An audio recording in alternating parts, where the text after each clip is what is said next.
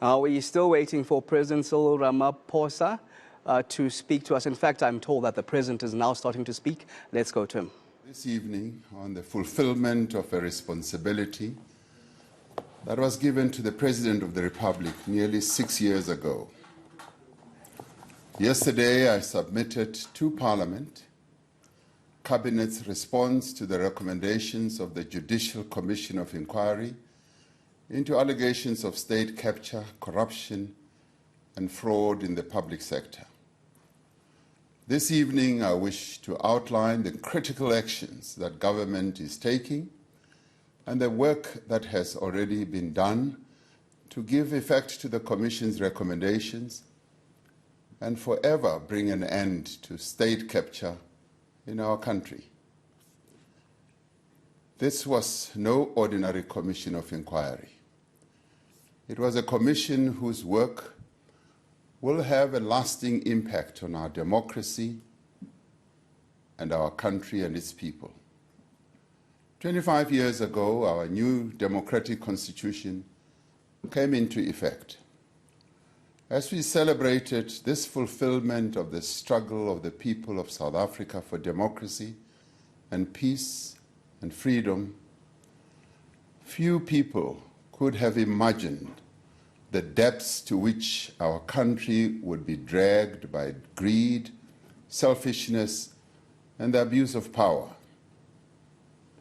Few people could have imagined that from among the leadership of our public institutions, from within our business circles, from among our public representatives and public servants, would emerge a network of criminal intent. Few could have imagined that this group of people would infiltrate key departments of government, state-owned enterprises, private companies, law enforcement bodies, and security services to loot vast amounts of public funds, that they would weaken and destroy state institutions and thus undermine the capacity of the state. The corruption that was perpetrated in our country is a crime against the people of South Africa. Corruption is a betrayal of our democracy, and it is also an assault on the institutions that we established together to advance the values of our Constitution and the interests of our people.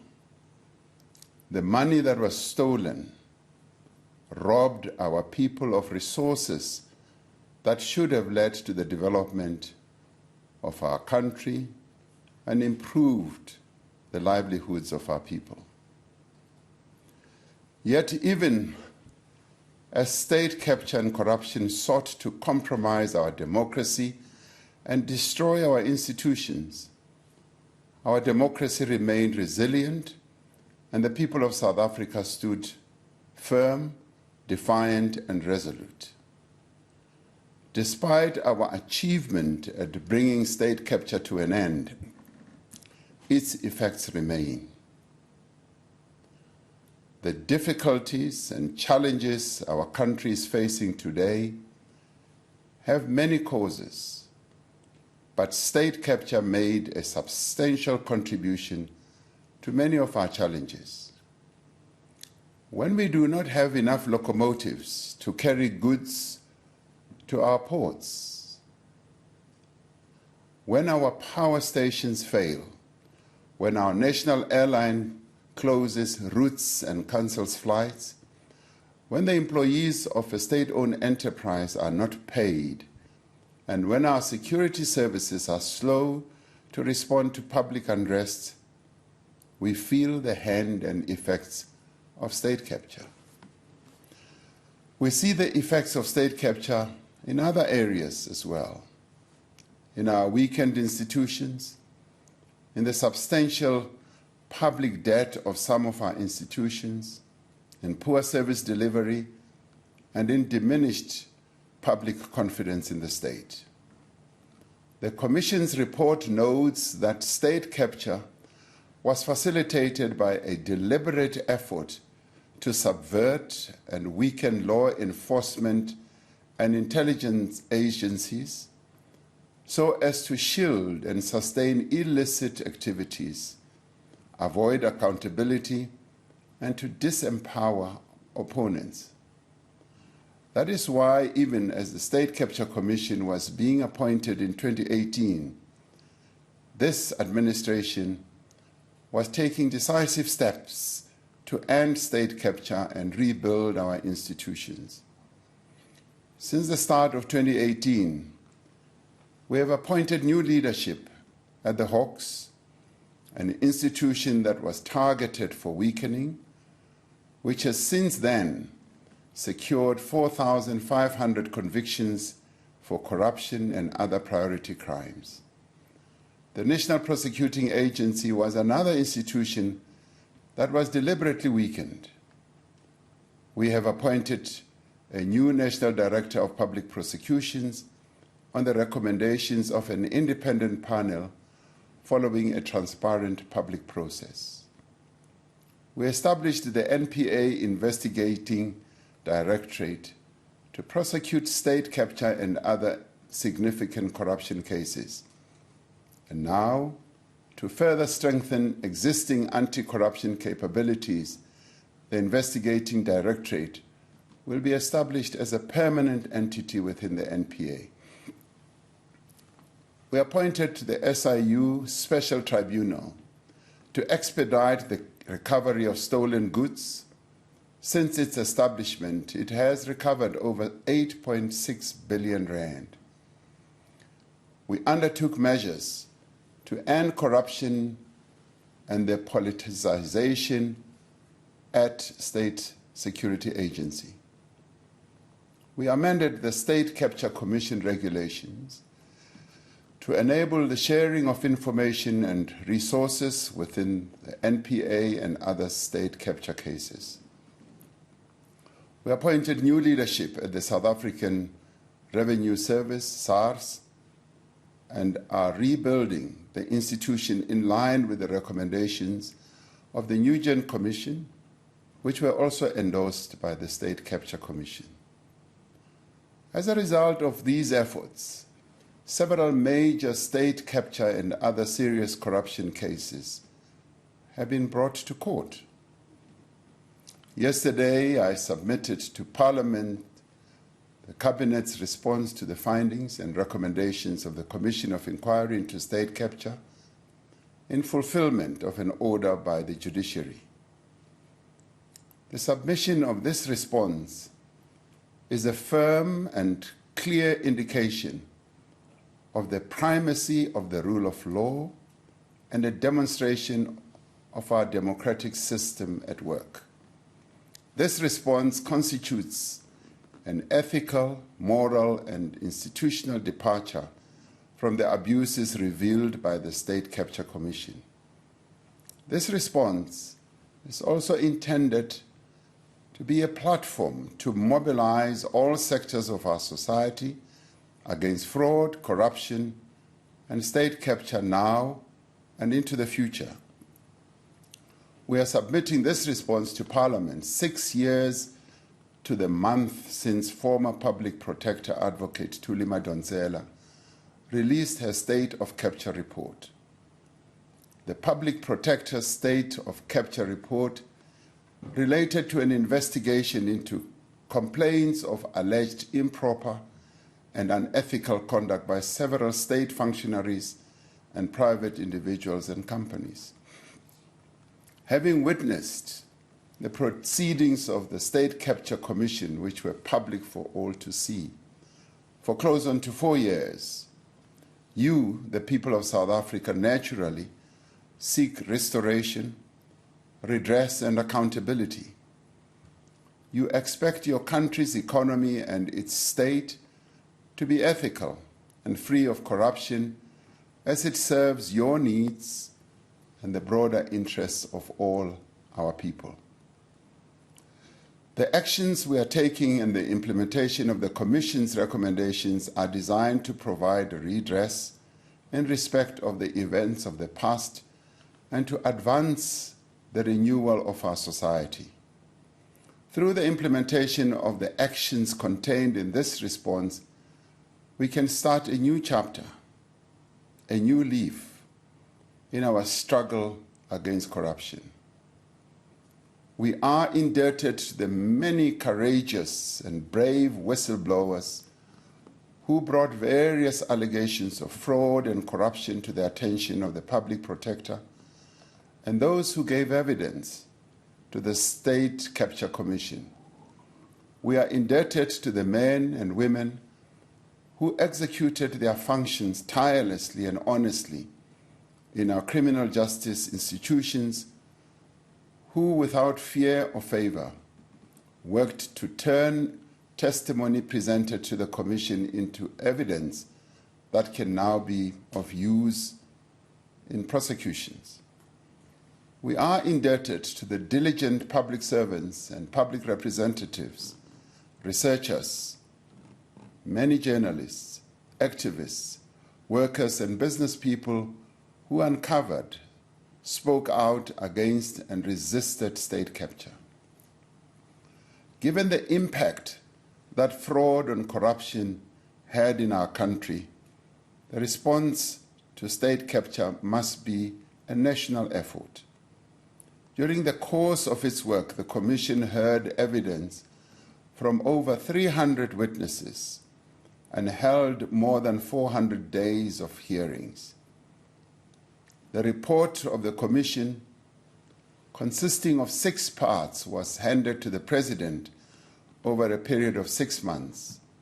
The first part of the report was submitted on the 4th of January 2022, and the final part of the report on the 22nd of June 2022. Each part of the damning report was made public as we received it. The State Capture Commission report concluded that there can be no doubt that state capture happened in South Africa. In the main, government accepts the findings of the Commission with respect to the existence, the nature, and the extent of state capture in South Africa. In terms of the Constitution, the factual findings and recommendations made by a commission of inquiry do not bind the President. The President's response to the recommendation of the State Capture Commission may therefore include the acceptance and implementation of a recommendation as set out in the report. It could also include the implementation of part of a recommendation, or where there is good reason, there could be a decision not to implement a recommendation. The Commission made over 350 recommendations. Of these, 202 were for criminal and other investigations.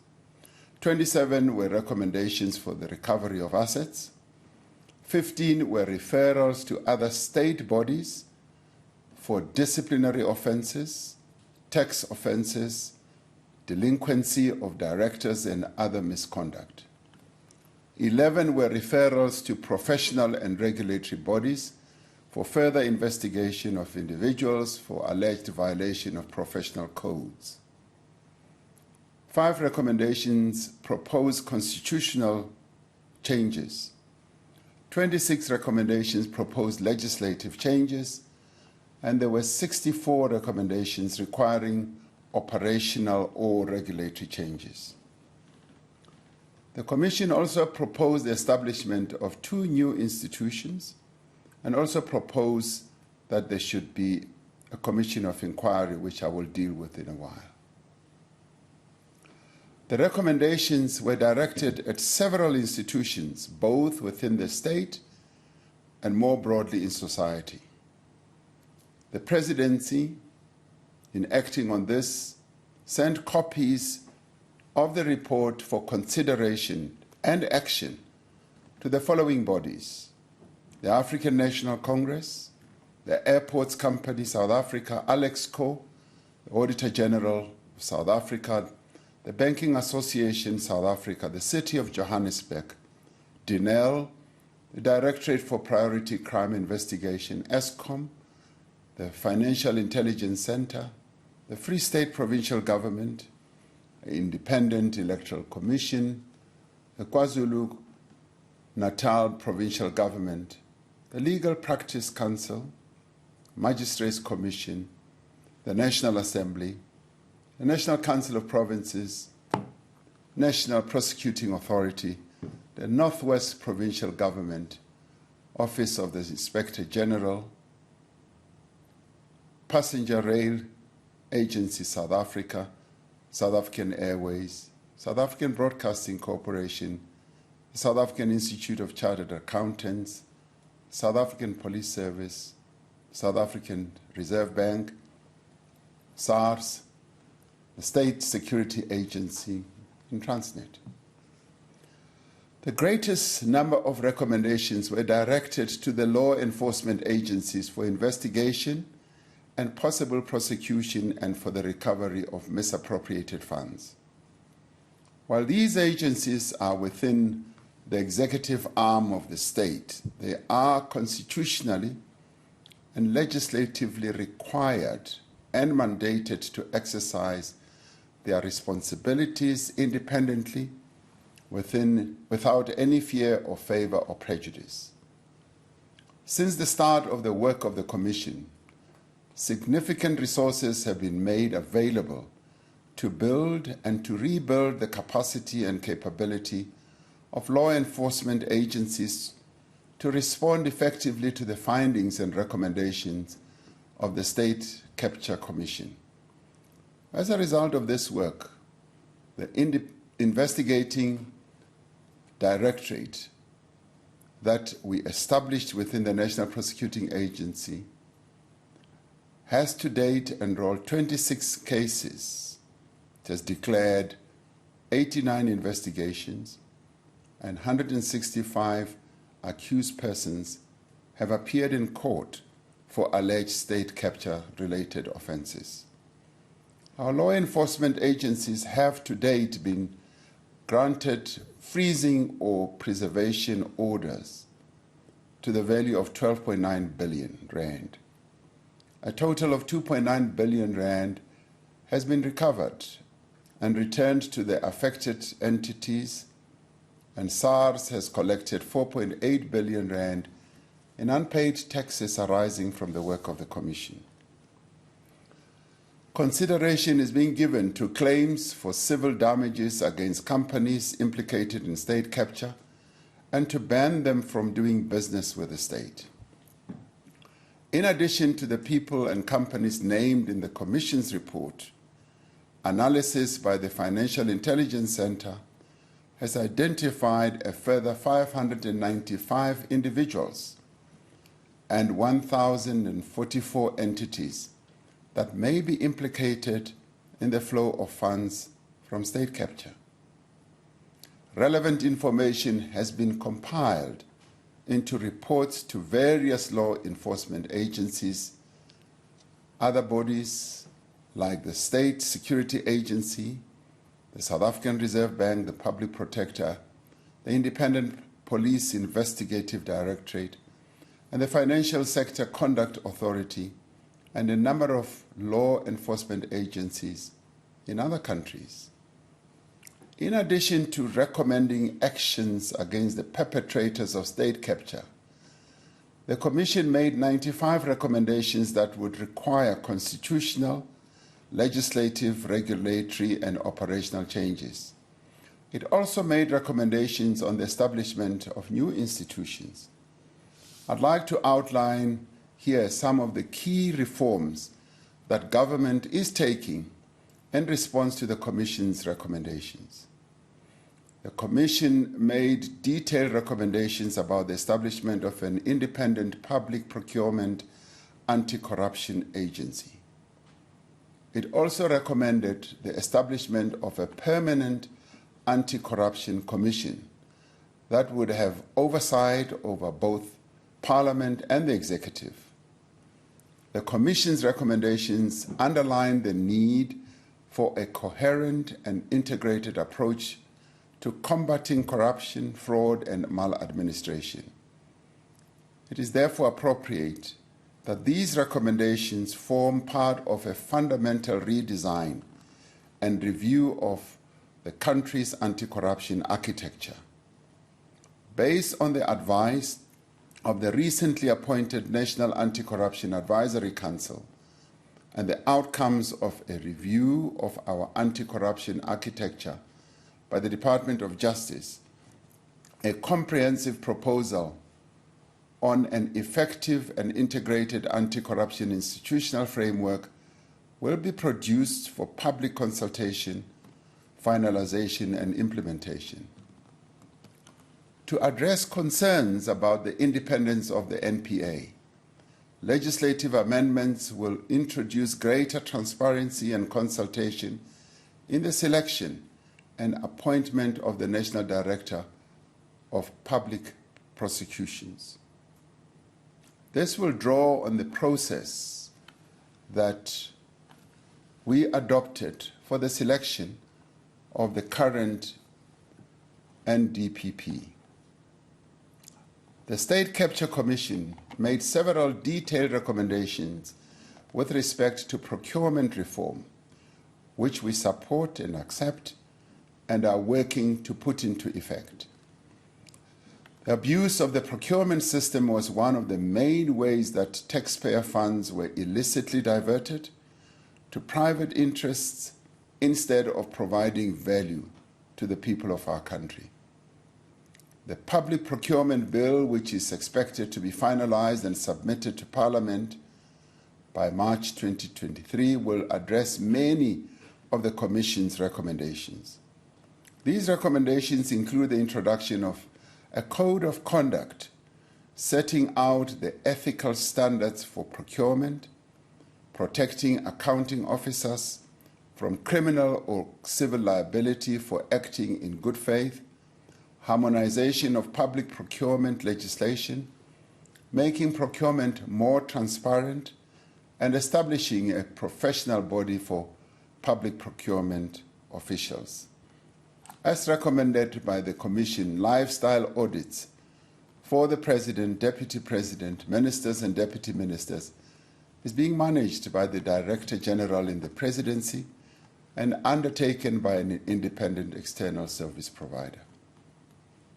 The Commission found that the appointment and removal of board members and senior executives in state-owned enterprises was one of the key causes of state capture. The lack of compliance, transparency, and accountability in the appointment of board members did not only enable the capture of these companies, but also contributed to a decline in their operational and financial performance. That is why government accepts the Commission's recommendations on the need for a process for the appointment of boards of state-owned enterprises that is not open to manipulation. This would include the involvement of independent panels with appropriate technical expertise to recommend suitable candidates to the relevant minister. No board member will be allowed to be involved in procurement processes, as has happened during the state capture period, beyond playing an oversight role. Ministers will be prohibited from playing any role in procurement within state-owned enterprises or departments. The State Capture Commission recommended the establishment of a commission of inquiry into the Passenger Rail Agency of South Africa, PRASA, because the Commission said it has an uneasy perception that there is much about the ills at PRASA that has not yet been uncovered. Close quotes. Our view is that the establishment of a further commission of inquiry into PRASA must be considered against existing initiatives that are probing the collapse of PRASA. There are currently investigations into PRASA by the Hawks and a wide-ranging probe by the Special Investigating Unit, including investigating governance and maladministration. I'd like to wait the outcome of those investigations before deciding on the establishment of a commission of inquiry. The State Capture Commission also exposes the central role that private sector actors played in state capture, both through direct involvement in procurement corruption, fraud and money laundering, but also in weakening institutions that stood in the way of state capture. These perpetrators included management consultants, both local and foreign, advisors, accountants, auditors, lawyers, bankers, as well as providers of goods and services, including large multinational firms. To address some of the abuses by private companies, amendments will be made to laws currently under review to, among others, criminalize donations to political parties in expectation of state contracts, to bar suppliers who have engaged in dishonest or corrupt behavior, and to make failure to prevent bribery an offense. The Commission investigated various allegations of illegal activities and abuse of state resources at the State Security Agency.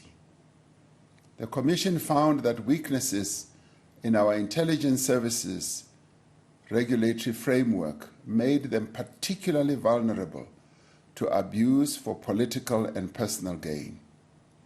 We will implement all the Commission's extensive recommendations on the intelligence services, together with the recommendations of the high-level review panel on the SSA chaired by Professor Sidney Mufamadi. A new General Intelligence Law Amendment Bill will implement many of the Commission's recommendations, including establishing separate domestic and foreign intelligence services, improving oversight of intelligence agencies, and giving practical effect to the principle that no member of the executive responsible for intelligence may be involved in the operational matters of the SSA. The Commission identified whistleblowing as an essential weapon in the fight against corruption. The actions of whistleblowers have played a vital role in exposing many of the activities that were part of state capture. Whistleblowers need to be encouraged to report instances of fraud and corruption and need to be protected from victimization, prejudice, or harm. The Department of Justice is reviewing the Protected Disclosures Act and Witness Protection Act to give effect to the Commission's recommendations on the protection of whistleblowers. This will ensure, among others, that whistleblowers receive the protections afforded by the UN Convention Against Corruption, and that whistleblowers have immunity from criminal or civil action arising from honest disclosures. The Commission made recommendations for the consideration of far-reaching reforms to the country's electoral system. These reforms include the direct election of the president by the population and the adoption of a constituency-based but still proportionally representative electoral system. These proposals are meant to address weaknesses in the ability of Parliament and its elected officials to provide sufficient oversight to prevent state capture. Due to the far-reaching consequences of the recommendations on the electoral reform and the fact that they would require constitutional amendments, it is appropriate that they are considered by the political parties represented in our Parliament and form part of an extensive process of consultation that involves the society as a whole.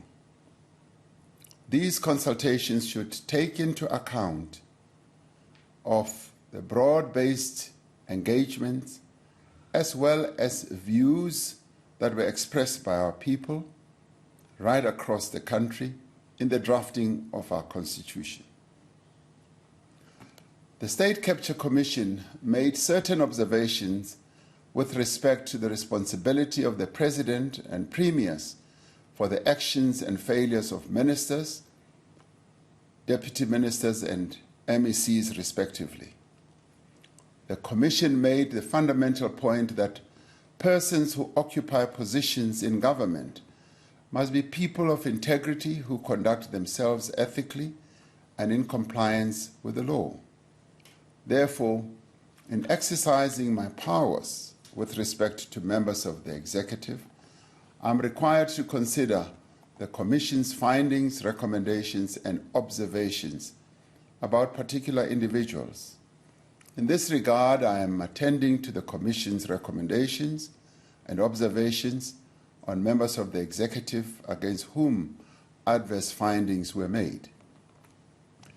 The Commission found that in several instances, Parliament had not been effective in holding the executive to account. It made several recommendations to remedy the shortcomings that it identified. Some of these recommendations had to do with Parliament's internal arrangements, such as the chairing of portfolio committees, while others related to Parliament's interface with the executive and how to ensure that ministers account to Parliament fully and regularly. In giving consideration to these recommendations, we are mindful of the separation of powers and the right of Parliament to determine its own rules and arrangements within the provisions of our Constitution. In this regard, Deputy President David Mabuza, who is the leader of government business, will interact with Parliament's presiding officers on the Commission's recommendations on the interface between Parliament and the executive. To ensure that Parliament is sufficiently resourced to hold the executive to account, the National Treasury will engage with Parliament to determine the most appropriate way to give effect to the Commission's recommendations on the funding of Parliament. If we are to successfully end state capture and turn the tide on corruption, the actions set out in my response to the State Capture Commission will require dedicated coordination and effective implementation. In this regard, I've directed various departments in government, ministers, to ensure that there is full implementation. Progress will be closely monitored and regularly communicated. All sections of society will also be engaged and involved in the implementation of the actions to give effect to the recommendations of the Commission. In conclusion, let me express on behalf of the people of our country our profound gratitude to the dedication and wisdom with which Chief Justice Raymond Zondo led this Commission. We once again extend our gratitude to the Secretary of the Commission, the heads of the investigation and legal teams, the evidence leaders, the researchers, and other Commission staff. We recognize the contribution of the former Public Protector Advocate Thuli Madonsela, whose initial investigation into allegations of state capture laid the foundation for the establishment of the State Capture Commission. The submission of this response to Parliament gives full effect to the remedial actions contained in the Public Protector's Report of November 2016. While it marks the end of a chapter in our country's history, the hard work to restore our country, repair our institutions, and rebuild our trust in each other still lies ahead. This administration is firmly committed to undertake this task, to combat corruption in all its forms, in every part of government and in every sphere of the state. Where corruption has occurred, for example, in the procurement of the COVID-19 related goods, we have acted swiftly to prosecute those responsible and recover stolen funds. This has been made possible in large part due to our efforts to strengthen the South African Police Service, the Hawks, the National Prosecuting Authority, the South African Revenue Service, SARS, the Financial Intelligence Center, the Special Investigating Unit, and other important agencies. This stands in stark contrast to the period of state capture, where perpetrators were able to act with impunity, confident that they would not face the consequences of their actions. This is no longer the case. The people of South Africa are tired of corruption and want it to end. Those who are involved in corruption or who are even thinking about engaging in criminal conduct must know that all the instruments of the state will be used to bring them to book. There will be no place for corrupt people, for criminal networks, for perpetrators of state capture to hide. Now that our response to state capture commission has been submitted to Parliament, we look forward to the deliberations and suggestions of members of Parliament and from across society as we take forward the recommendations of this commission. As a country, we are emerging from a very dark and difficult period. Together, we have chosen a path of rebuilding, a path of renewal, a path of transparency and accountability, and a path of justice and the rule of law. I have every confidence that no matter the challenges, we will walk this path together and we will prevail because we are South Africans. I thank you. May God bless South Africa. Good night.